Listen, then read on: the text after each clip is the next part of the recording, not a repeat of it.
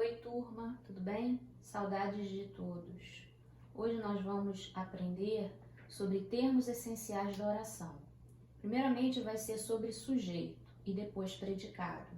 Esses são os termos essenciais, sujeito e predicado. Então nós vamos ver os principais tipos de sujeito.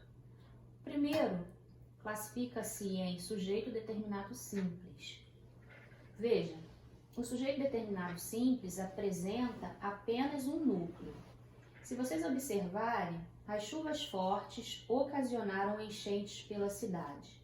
Qual é o verbo da oração? Ocasionaram. Então, o sujeito é aquilo ou de quem se fala.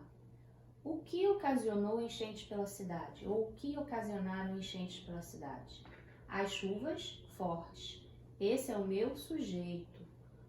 Do que eu falei. Então, o sujeito é tudo aquilo de que se fala, tá? Qual o núcleo do meu sujeito? A palavra principal, chuvas. Então, dentro do meu sujeito, existe sempre vai existir um núcleo principal. No caso, chuvas. Então, você identificou o núcleo do sujeito. Sujeito determinado simples. Outra coisa importante é a concordância verbal que se faz.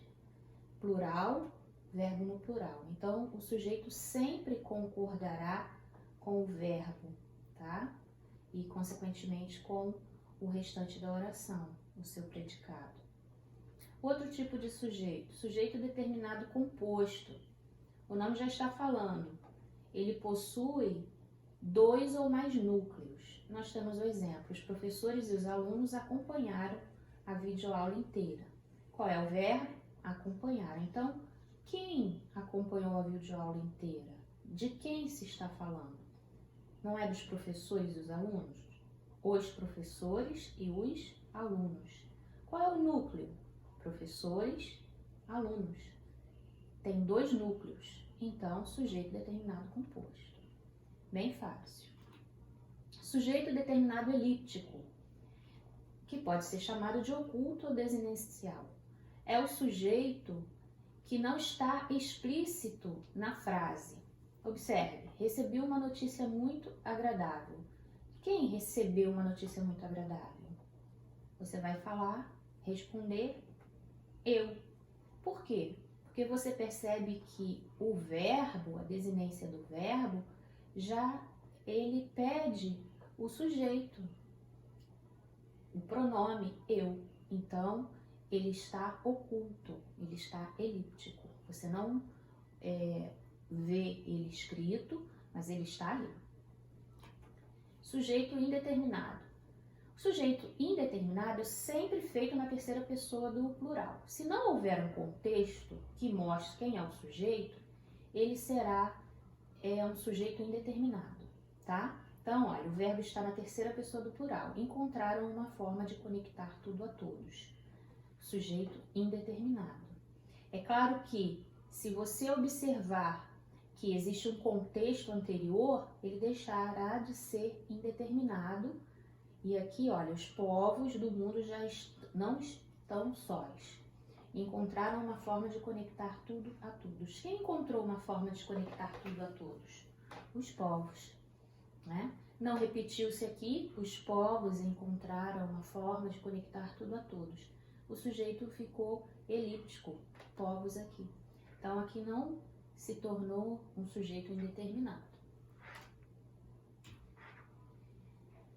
Nós também temos oração com o verbo em terceira pessoa do singular, mais o pronome ser. Então, toda vez que o verbo estiver na terceira pessoa do singular, mais o pronome ser, se você não encontrar o sujeito, também será sujeito indeterminado.